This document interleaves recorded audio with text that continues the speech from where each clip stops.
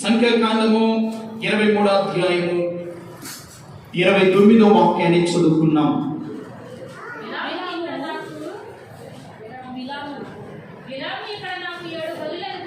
క్షమించండి, 22వ వచనాన్ని చదువుకున్నాం. రాజు యొక్క జయధ్వని వారిలో ఉన్నది,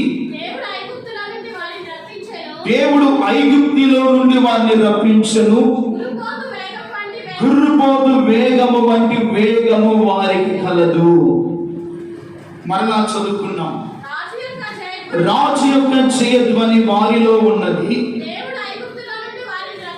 దేవుడు ఐగుప్తులో నుండి వారిని రప్పించెను, గుర్రుపోతు వేగము వంటి వేగము వారికి కలదు. చిన్న ప్రార్థన. పరిశుద్ధుడైన తండ్రి, నమ్మదగిన యేసయ్యా, పరిశుద్ధుడైన ప్రభువా, ఈ పునరుద్ధాన దినమున నీ బిడ్డలు నీ సన్నిధిలోకి వచ్చారు.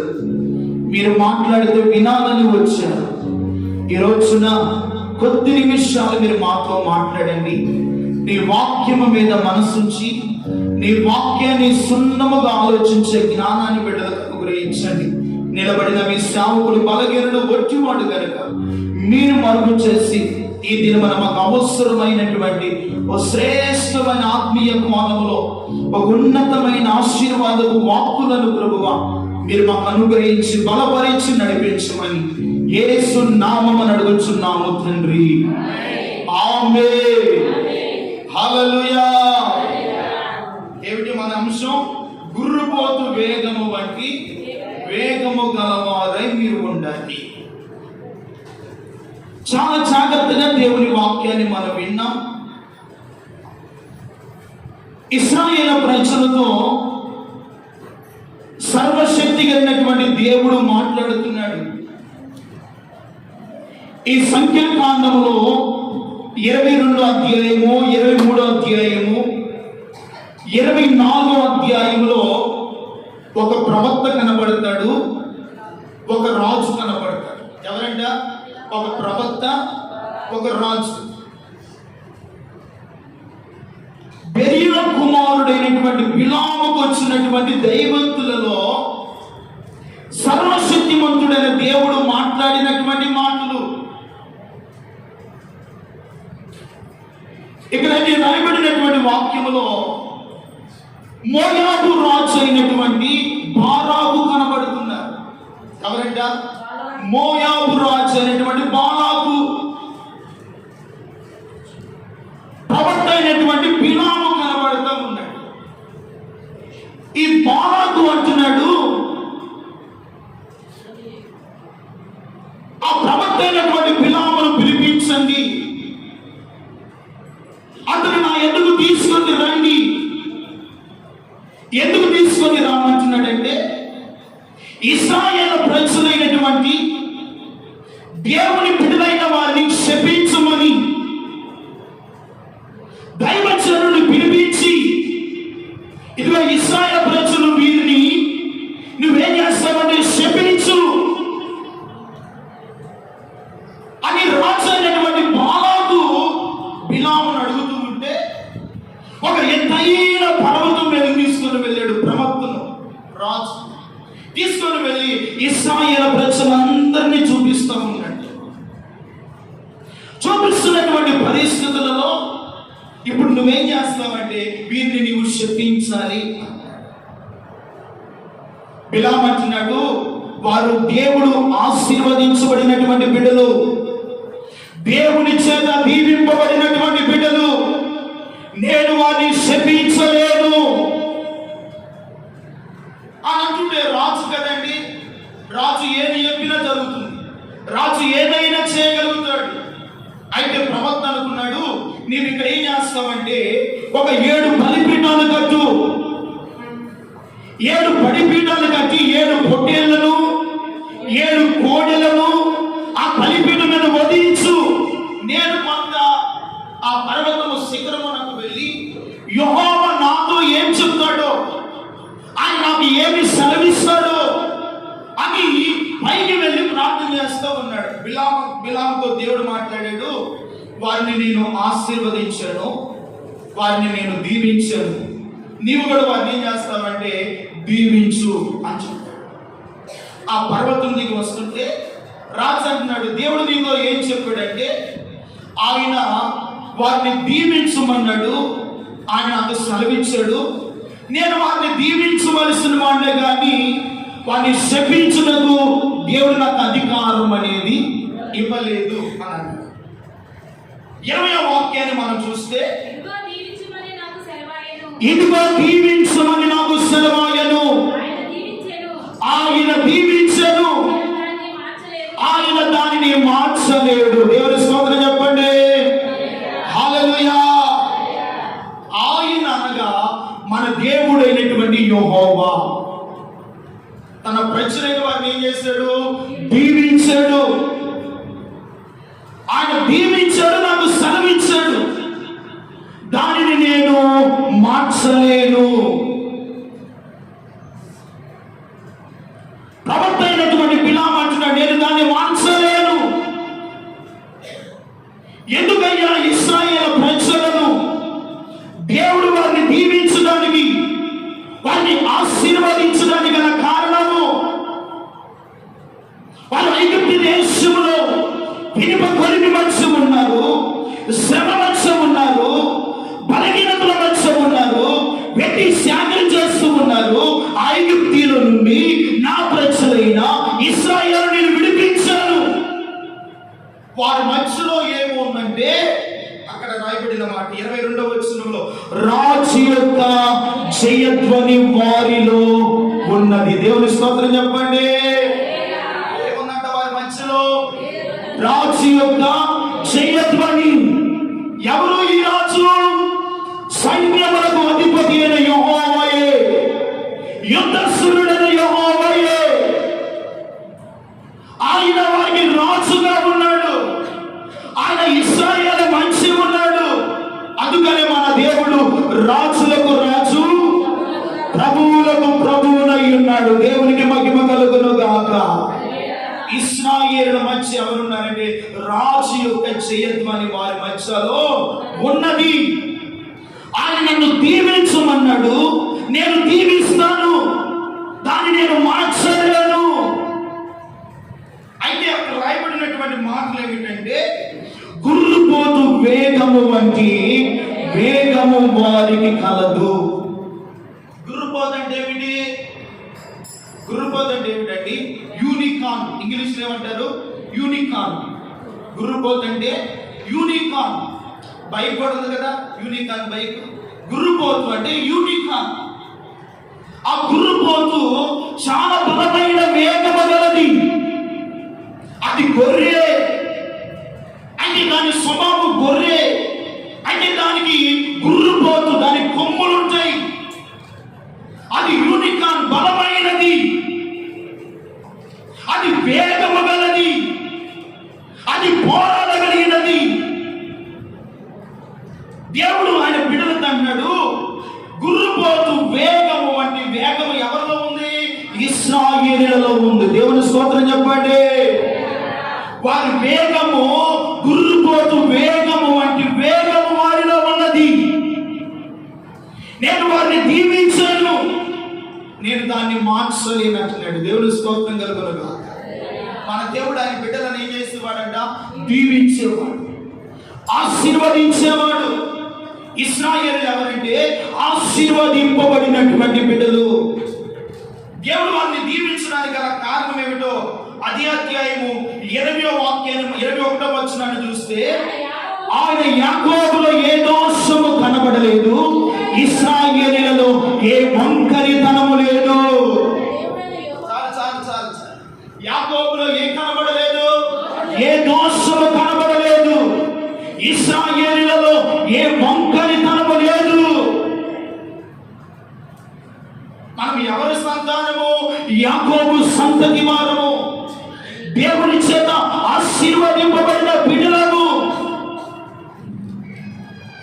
శత్రువైన మోయాబు రాజు బాలాకు ఇశ్రాయేలును నాశనం చేయాలని, ఇశ్రాయేలును శపించాలని ప్రవక్తను ప్రేరేపిస్తూ ఉండగా ప్రవక్తతో దేవుడు మాట్లాడుతున్నాడు, నేను వారిని దీవించాను, నీవు కూడా వారిని చేయాలి, దీవించాలి.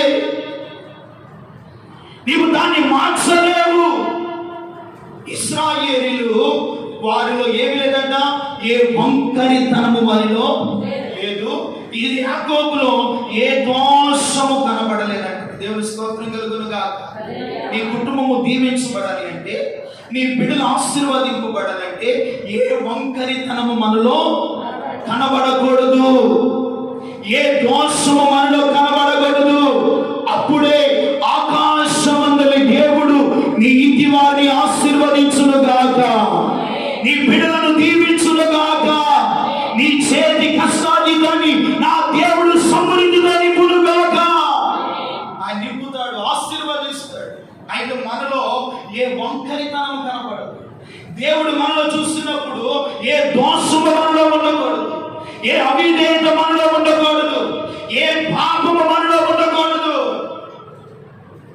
అందుకనే ఇశ్రాయేలులను యెహోవా దేవుడు ఏం చేస్తాడంటే వారిని దీవించాడు. మనము కూడా ఎవరమంట, దీవించబడినటువంటి బిడ్డలు, ఆశీర్వదింపబడినటువంటి బిడ్డలు. అందుకనే పేతురు రాసినటువంటి పత్రికలు అంటాడు, ఆశీర్వాదమునకు వారసులగుటకు మీరు పిలువబడితిరి. ఎందుకు పిలువబడ్డాము? దరిద్రతను అనుభవించడానికా, సమస్యను అనుభవించడానికా, రోగాన్ని అనుభవించడానికా, ఏమి లేని నిస్సాయ స్థితిలో పడి ఉండడానికా? లేదే, ఆశీర్వదింపబడడానికి వారసులమగుటకు దేవుడు మనం పిలిచాడు. దేవుడు స్తోత్రం చెప్పండి. మనం పిలువబడిన వారు, దేవుని చేత ఏర్పరచబడిన వారము, దేవుని చేత నిర్ణయించబడిన వారము.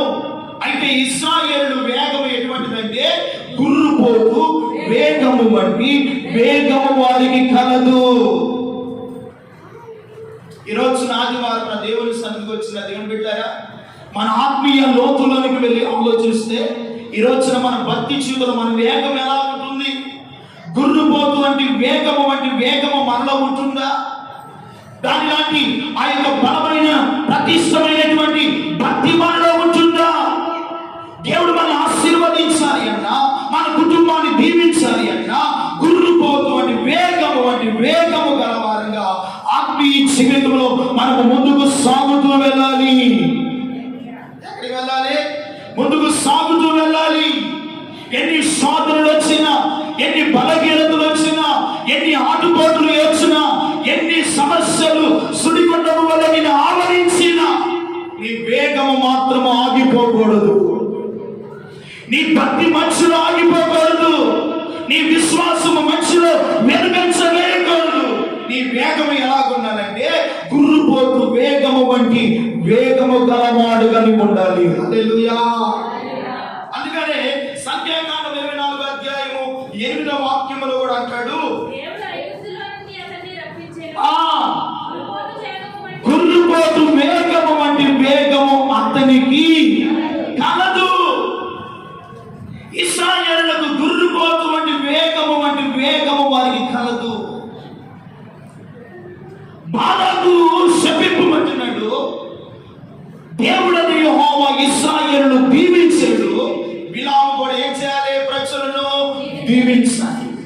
దాన్ని మార్చగలిగిన శక్తి ఎవరికి కూడా లేదు.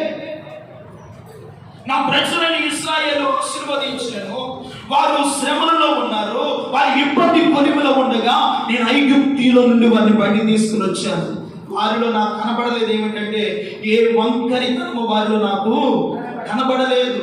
యాకోబు సంతతిలో ఏ దోషము నాకు కనబడలేదు. నువ్వు ఆశీర్వాదాన్ని కోల్పోతున్నావంటే ఏ దోషము నీలో ఉంది, ఏ దురాభిమాన పాపము నీలో ఉన్నదో, ఏ వంకరి మార్గాల్లో నువ్వు వెళ్తున్నావో, అందుకే నువ్వు ఆశీర్వదింపబడలేదు, అందుకే నీ కుటుంబము దీవించబడలేదు. ఈ రోజున ఏ దోషము మనలో ఉన్నా, ఏ వంకరితనము మనలో ఉన్నా, వాటిని తొలగించుకొని యెహోవా దీవెన చేత మన కుటుంబాలు నింపబడును గాక, మన ఇంటి వారు దీవింపబడును గాక. యెహోవా దీవెన ఇశ్రాయేలుకు కలిగినట్లుగా మీ కుటుంబాలకు కలుగును గాక. మీకు కలగాలి, మీరు దీవింపబడాలి, ఆశీర్వదింపబడాలి. అందుకనే వారిలో ఏ వంకరితనము కూడా కనబడలేదు. వారి వేగం వేగము. అదే దావీదు కూడా అంటాడు 29వ కీర్తన 6వ వచనాన్ని చదువు. దూడవలే గంతులు వేయినట్లు ఆయన చేయును. చూడండి, గుర్రుపోతు పిల్లలు గంతులు వేయినట్లుగా. దేవుని స్తోత్రం చెప్పండి. ఏ పిల్లలు గంతులు వేస్తారంట? గుర్రుపోతు పిల్లలు ఏం చేస్తారు? గంతులు వేస్తారు. వారు ఆశీర్వదింపబడిన వారు కనుక, దేవునికి చెయ్యత్వాన్ని వారిలో ఉన్నది కనుక, గుర్రుపోతు పిల్లలు గంతులు వేయినట్లుగా ఆయన చేయును. ఈరోజున దేవుని మందిరానికి వస్తున్నావు, ఆయన ఆరాధనలో పాల్గొంటున్నావు, దేవుని ఆరాధిస్తున్నావు, కానీ నీ ఆత్మీయ జీవితంలో గంతులు వేసే అనుభవాలు ఉన్నాయా? ఆత్మలో పరవశించే అనుభవం ఉందా? దేవుని యొక్క దీవెన పొందినట్లుగా ఆయన సన్నిధిలో నీ భక్తి జీవితంలో గుర్రుపోతూ వలె ఆయన పిల్లలమైనటువంటి మనము ఆయన సన్నిధిలో ఏం చేయాలంట? గంతులు వేయుతూ ఉండాలి. దేవుని స్తోత్రం చెప్పండి. గుర్రుపోతు పిల్లలు ఏం చేస్తాయంట? గంతులు వేస్తాయి. ఆత్మీయ జీవితంలో బలముగా ఉంటారు, వారు దీవింపబడిన వారుగా ఉంటారు. ఈ రోజున గుర్రుపోతు అంటే ఏమిటంటే అది ఒక బలమైనది, దాని కొమ్ములు ఒక బలమైనవి, అది ఒక శ్రేష్టమైనటువంటి వేగముతో నడిచేది. మన జీవితాల్లో కూడా గుర్రుపోతు పిల్లలమైనటువంటి మనము ఆయన సన్నిధిలో ఏం చేయాలంట? గంతులు వేయాలంట. మలాకి గ్రంథం అంటాడు, దూడల వల్ల మీరు ఏం చేయమంటాడు? గంతులు వేయండి అని అంటాడు. ఇక్కడ ఏం చేయమంటాడంటే గుర్రుపోతు పిల్లలు ఏం చేస్తాయంట? గంతులు వేస్తారు, ఆయన సన్నిధిలో పరవశిస్తారు, ఆయన సన్నిధిలో అడుగు నామానికి మహిమకరంగా నిలబడతారు. వారికి ఎన్ని శోధనలు వచ్చినా, ఎన్ని బలహీనతలు వచ్చినా వారు కృంగిపోకుండా ఆయన సన్నిధిలో ఏం చేస్తారంటే గుర్రుపోతు పిల్లలు గంతులు వేస్తారు. హల్లెలూయా. ఈరోజు అటువంటి అనుభవాలు నీలో ఉన్నాయా? అటువంటి భక్తి జీవితాన్ని సంపాదించుకుంటున్నావా? ఇశ్రాయేలు ఆ రీతిగా నడిచారంట, ఇశ్రాయేలు ఆ రీతిగా ప్రయాణం చేస్తారంట. అందుకని యెహోవా వారిని ఏం చేస్తాడు? దీవించాడు. శత్రువాన్ని శపించాలని, శత్రువాన్ని నాశనం చేయాలని, శత్రువు ఇశ్రాయేలులను వారే అసలు సర్వనాశనమైపోవాలని ప్రవక్తను ప్రేరేపిస్తుంటే, ప్రవక్త యెహోవా సన్నిధిలో ప్రార్థన చేస్తూ ఉంటే దేవుడే మాట్లాడాడు, బిలాము నేను వారిని సెలవిచ్చాను, నేను వారిని దీవించాను, నువ్వు కూడా ఏం చేస్తావంటే నా ప్రజలని వారిని ఏం చేయాలంట? దీవించాలి, వారిని నువ్వు ఆశీర్వదించాలి. అలాగున బిలాము ఏం చేస్తాడంటే ఇశ్రాయేలు ప్రజలను దీవించాడండి.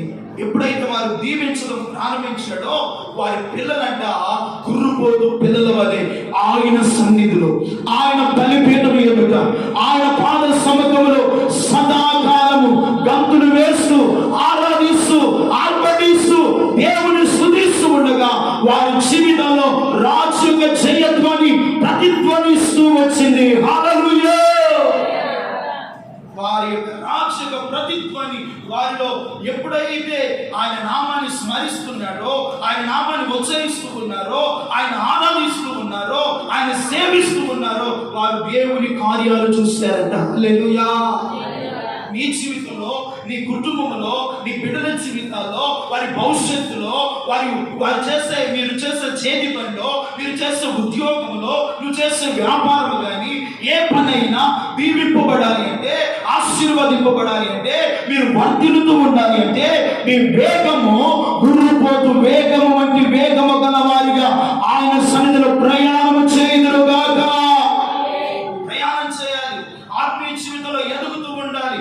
అందుకనే ద్వితీయోపదేశకాండము 33వ అధ్యాయము 16వ వాక్యాన్ని చదువుకున్నాం.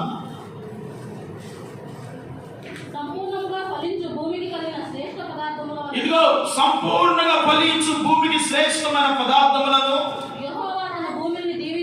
అతని భూమిని దీవించాను.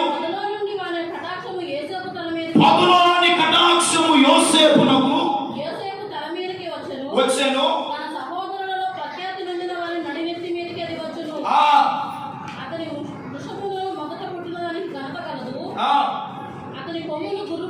చూడండి, అతని కొమ్ములు గుర్రుపోతు కొమ్ములు. హల్లెలూయా. ఎవరి కొమ్ములు? యోసేపు యొక్క కొమ్ములు ఎలాంటి అంట? గుర్రుపోతు కొమ్ములు. దైవజనుడైనటువంటి మోషే ఇశ్రాయేలు 12 గోత్రముల వారిని దీవిస్తున్నాడు. ఏ గోత్రము ఏ రీతిగా ఉండబోతుందో, వారి స్వభావాలు ఏ రీతిగా ఉంటున్నాయో, వారి ఇశ్రాయేలుల గోత్రముల చొప్పున మోషే ఒక ప్రవచనాన్ని ఎత్తుతూ మాట్లాడుతున్నాడు. మోషే ఒక ప్రవచనం ఎత్తుతూ మాట్లాడుతూ యోసేపు గురించి అంటున్నాడు, యోసేపు కొమ్ములు గుర్రుపోతు కొమ్ములంటివి కొమ్ములు. హల్లెలూయా. కొమ్ములంటే బలమైనవి. కొమ్ములు ఎలా ఉంటాయండి? బలమైనవి. ఇంకా కొమ్ములు దేనికి సూచన అంటే అధికారానికి సూచన. దేనికి సూచన? అధికారానికి. ఒకటి బలానికి సూచన, రెండవది అధికారానికి సూచన. యోసేపు యొక్క కొమ్ములు, ఇదిగో అతని కొమ్ములు నీవు బలపరిచావు. అందుకనే యోసేపును దేవుడు దీవించాడు. ఐగుప్తు దేశములో అధికారిగా ఉంచాడు. అందుకనే గుర్రుపోతు కొమ్ములు యోసేపు. ఎటువంటి కొమ్ములంట? గుర్రుపోతు కొమ్ములంటి కొమ్ములు. అందుకని ఐగుప్తు దేశంలో యోసేపునకు దేవుడు ఏమి ఇచ్చాడు? అధికారాన్ని ఇచ్చాడు, బలాన్ని ఇచ్చాడు, ఆధిపత్యాన్ని ఇచ్చాడు. అతని కొమ్ములు గుర్రుపోతు కొమ్ములు. అతని కొమ్ములను దేవుడు ఆశీర్వదించాడు. అతని దేవుడు దీవించాడు. అతని దేవుడు ఆశీర్వాదానికి పాత్రుడుగా దేవుడు నిలబెట్టాడు. చెప్పాను కదా, కొమ్ములు ఒకటి బలానికి సూచనగా ఉంది, రెండవది అధికారానికి సూచనగా ఉంది. దేవుడు మనకేమిచ్చాడు? అధికారం ఇచ్చాడు. సాతాను శత్రులపై, బలహీనతలపై, రోగముపై, ప్రతి విధమైనటువంటి దురాత్మ శక్తులపై దేవుడు మనకేమిచ్చాడు? అధికారము, ఒక బలముని ఇచ్చాడు.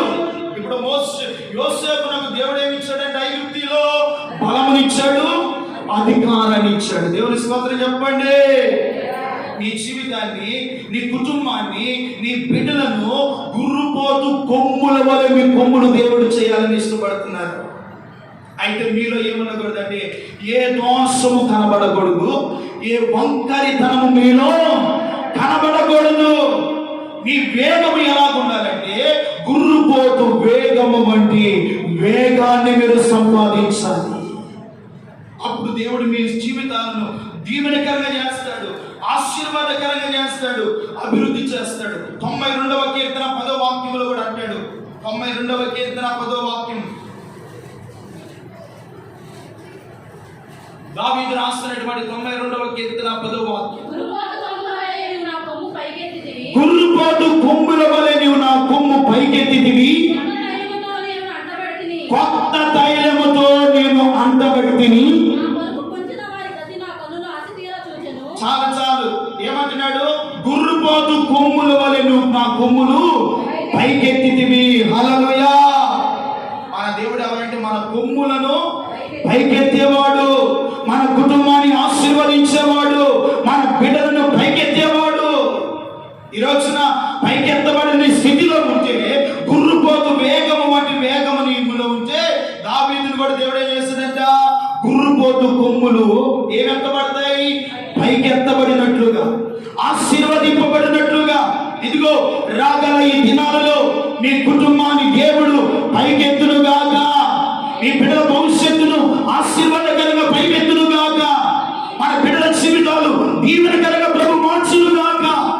ఈరోజు ఇంతవరకు దరిద్రతను అనుభవిస్తున్నావు, శ్రమను అనుభవిస్తున్నావు, రోగాన్ని అనుభవిస్తున్నావు, ఎన్నో ఇబ్బందుల మధ్య ప్రయాణం చేస్తున్నావు. దావీదు కొమ్ములు పైకెత్తినట్లుగా ఇదిగో ఈ స్థలంలోకి వచ్చిన మీ కొమ్ములు దేవుడు పైకెత్తునుగాక. మీ కొమ్ములను దేవుడు ఏం చేస్తాడంట? పైకెత్తడం మాత్రమే కాదు, కొత్త తైలముతో నీవు నన్ను అంటి ఉన్నావు. దావీదు ఏం చేస్తాడంట? కొత్త తైలముతో, కొత్త అభిషేకముతో, కొత్త అనేటి పొగరుతో దావీదును అభిషేకించినట్లుగా మీ జీవితాలను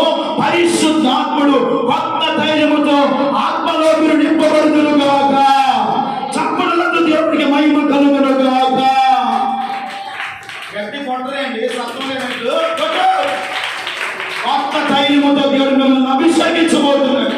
మీ కొమ్మల దేవుడు పైకెత్తబోతున్నాడు. మీ కొమ్ములను దేవుడు ఏం చేస్తాడు? పైకెత్తుతాడు. మనం కొమ్ములు ఎత్తుకున్నాం అనుకో, మన కొమ్ములు ఏమైపోతాయి? ఇరిగిపోతాయి. మన కొమ్ములు మనం పైకి ఎత్తుకుంటే మనం ఓడిపోతాము. మన కొమ్ములు ఎవరు ఎత్తాలి పైకి? దేవుడు ఎత్తాలి. మన ఇంటిని ఎవరు ఆశీర్వదించాలి? దేవుడు ఆశీర్వదించాలి. ఇప్పుడు దావీదు ఎక్కలేని ఎత్తైన కొండ మీదకి ఎక్కాడంటే ఎవరు ఆశీర్వదించాడు? యోసేపు ఐగుప్తు దేశానికి వెళ్ళాడు. అక్కడ బలముగా ఉన్నాడు, అధికారముగా ఉన్నాడు, ఆశీర్వాదకరంగా ఉన్నాడు. ఎవరెత్తాడు? దేవుడు అతని కొమ్ములను ఏం చేశాడు? పైకెత్తాడు. మనం ఎత్తుకున్నాం అనుకో, మన కొమ్ములు ఇరిగిపోతాయి. నేను కానీ తెలుసుకున్నానా, నేను కానీ ఒక మాట చెప్పానా, ఇదన్నీ జరిగిపోతాయి అని మన కొమ్ములు ఎత్తుకున్నాం అనుకో, కొమ్ములను దేవుడు ఏం చేస్తాడంట? విరిగిపోతాయి మన కొమ్ములు. ఒక కుటుంబము దీవించబడాలి అన్నా, ఒక బిడ్డను ఆశీర్వదింపబడాలన్నా, మన బిడ్డలో చదువులో కానీ, ఉద్యోగంలో కానీ, వ్యాపారంలో కానీ మన బిడ్డలో పైకెత్తబడాలి అన్నా యెహోవా దయ వల్ల మాత్రమే. ఎవరి దయ వల్ల మాత్రమే? ఆయన దయ ఉంటే మన బిడ్డలు దీవించబడతాయి. ఆయన దయ ఉంటే మన కుటుంబాన్ని దేవుడు పైకెత్తుతాడు. నీ ఉద్యోగము చిన్నదే అయినా, నువ్వు చేస్తున్న వ్యాపారము చిన్నదే అయినా, నీ చేతుల కష్టాయుతము చిన్న పని అయినా ఒక రోజు రానే వస్తుంది. దావీదు కొమ్ములు పైకెత్తినట్లుగా నీ పనిని, నీ ఉద్యోగాన్ని, నీ వ్యాపారాన్ని, నువ్వు చేసే కూలి పనిని నా దేవుడు పైకెత్తును గాక. ఎక్కడ అవమానపరచబడ్డావో, ఎక్కడ నిందించబడ్డావో, ఎక్కడ తలదించబడ్డావో, ఎక్కడ అవమానపరచబడి నిందల పాలయ్యావో అక్కడే నీ జీవితాన్ని నా దేవుడు పైకెత్తే దేవుడు. ఏం చేసే దేవుడు? ఆయన పైకెత్తే దేవుడు. ఎత్తడం మాత్రమే కాదు, కొత్త తైలముతో నీ తలను దేవుడు ఏం చేస్తాడంట? అంటి ఉంచాడు. కొత్త అభిషేకముతో, కొత్త ఆశీర్వాదములతో, మేలుకరమైన జీవితముతో నీ ఇంటి వారిని దేవుడు అభిషేకించును గాక, దీవించును గాక. ప్రియమైన వారులారా, మన కొమ్ములు మనం ఎత్తుకున్నాం అనుకో, అవి విరిగిపోతాయి. అందుకనే దానియేలు గ్రంథంలో ఒక పొట్టేలు ఉందంట. ఏముందంటండి? ఒక పొట్టేలు ఉంది. ఆ పొట్టేలు కంట 2 కొమ్ములు ఉన్నాయి. ఏమని ఏంటండి? 2 కొమ్ములు ఉన్నాయి. ఈ 2 కొమ్ములు ఆ పొట్టేలు ఒకేసారి రాలేదంట. ఫస్ట్ ఒక కొమ్ము వచ్చిన తర్వాత దానికంటే మరొక కొమ్ము దానికంటే ఎత్తుగా ఉంది. ఒక కొమ్ము ఎలాగుందంట? చిన్నగా ఉంది. ఆలోచించండి. ఇదిగో చిన్న కొమ్మను మాదియా పాలస్తీన దేశానికి సాదృశ్యముగా ఉంది.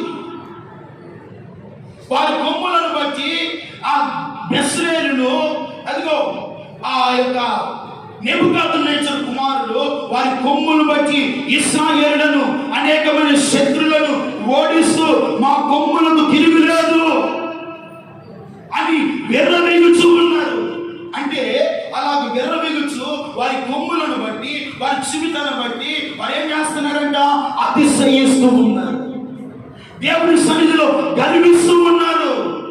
ఈ లోపు ఏం జరిగిందంటే పశ్చిమ దేశము నుండి ఒక పొట్టేలు వచ్చిందంటే. ఎక్కడి నుండి వచ్చిందంట? పశ్చిమ దేశం నుండి ఒక పొట్టేలు వచ్చింది.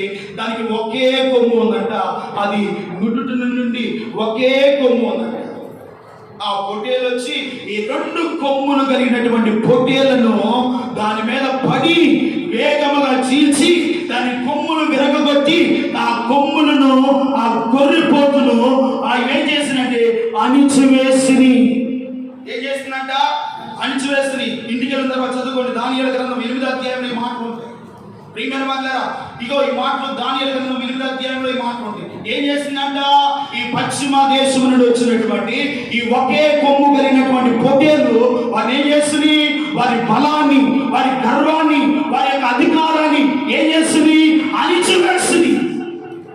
అందుకనే ఎప్పుడు కూడా మన కొమ్ములు మన పైకి ఎత్తుకోడు. ఒకవేళ ఎత్తుకున్నామనుకో కొమ్ములు ఏమైపోతాయి? ఇరిగిపోతాయి, ఓడిపోతాము. అది ఉద్యోగమైన, వ్యాపారమైన, ఏ పనైనా దేవుడు తీసివేస్తాడు. మళ్ళీ హెచ్చించేది ఎవరు? దేవుడే. ఆయన దీవించితేనే దీవించబడతాం, ఆయన ఆశీర్వదిస్తేనే ఆశీర్వదింపబడతాం, ఆయన మేలు చేస్తేనే మేలు అనుభవిస్తాం. అందుకని మనం కొమ్ములు మనం ఎత్తుకుంటే మన జీవితాలు ఆశీర్వాదాన్ని పోగొట్టుకుంటాం. అందుకనే ప్రియమైన దేవుని బిడ్డలారా, మన జీవితాల్లో, మన ఆత్మీయ జీవితంలో మనం ఎలా ఉండాలి అంటే, ఇదిగో గుర్రుపోతు వేగము వంటి వేగము గలవారమై నిలబడతాయి, వారి సన్నిధిలో ఉంటాయి.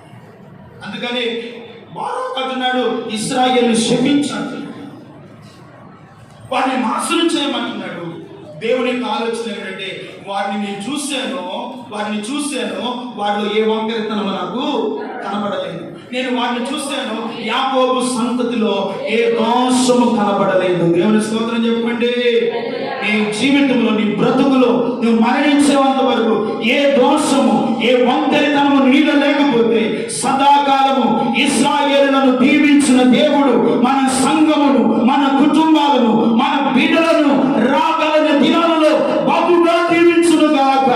మన బిడ్డలు గుర్రుపోతూ కొమ్ముల వలె మన కొమ్ములు పైకెత్తబడును గాక. మన బిడ్డలు దీవింపబడును గాక. గుర్రుపోతూ పిల్లలు ఏం చేస్తాయి? గంతులు వేస్తాయి. కొత్త తైలముతో, కొత్త ఎనర్జీకి పొగరుతో, కొత్త అభిషేకముతో నా దేవుడు మిమ్మల్ని అభిషేకించును గాక. దేవుడు అభిషేకిస్తాడు, దీవిస్తాడు, బలపరుస్తాడు. అందుకనే మన ఏగము తగ్గకూడదు, మన బలము తగ్గకూడదు, మన శక్తి తగ్గకూడదు. ఆయన సన్నిధి అంటే మనం ఎలా ఉండాలంటే వేగము గలవారమై ఉండాలి. ఎలా ఉండాలి? ఆయన సన్నిధి అంటే వేగం ఉండాలి. అందుకనే ఆ దుర్బోధ కంట యూనికాన్, అది వేగము గలది. మన జీవితాల్లో కూడా అటువంటి వేగాన్ని సంపాదించాలి, అటువంటి అభిషేకాన్ని సంపాదించాలి. ఇదిగో యోసేపు కొమ్ములను దేవుడు హెచ్చించినట్టు, కొత్త తైలముతో హెచ్చించినట్లుగా, దావీదు కొమ్ములను ఆయన పైకెత్తినట్లుగా మన జీవితాలు ఒక రోజు రాని వస్తాయండి. ఈ రోజు నా నిస్సాయ స్థితిలో ఉన్నానని, బలహీనుడుగా ఉన్నానని, బలహీనురాలుగా ఉన్నానని, ఆర్థిక సమస్యలతో ఉన్నానని, అప్పులు భూమిలో కూరిగిపోతున్నానని, ఏ నిరాశలో నేను ఉన్నానని కృంగిపోవద్దు, నిరాశ పడవద్దు, భయపడవద్దు.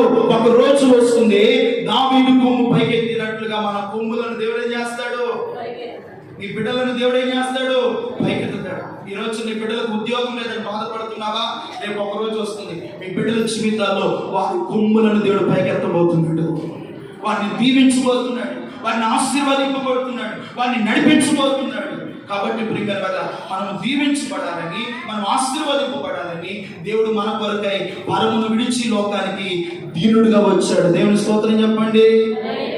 మన శిక్షణ ఆయన భరించాడు, మన అవిధేయతల కొరకు ఆయన శిలువ మరణాన్ని అనుభవించాడు, మన శాపాన్ని ఆయన వేసుకున్నాడు. మనము శాపగ్రస్తులమే, మన ఉగ్రతలో మనము పాత్రము కావాల్సిందిగా ఆ శిక్షను, ఆ యొక్క వేదనను వేసే మనకు బదులుగా ఆయన అనుభవించాడు.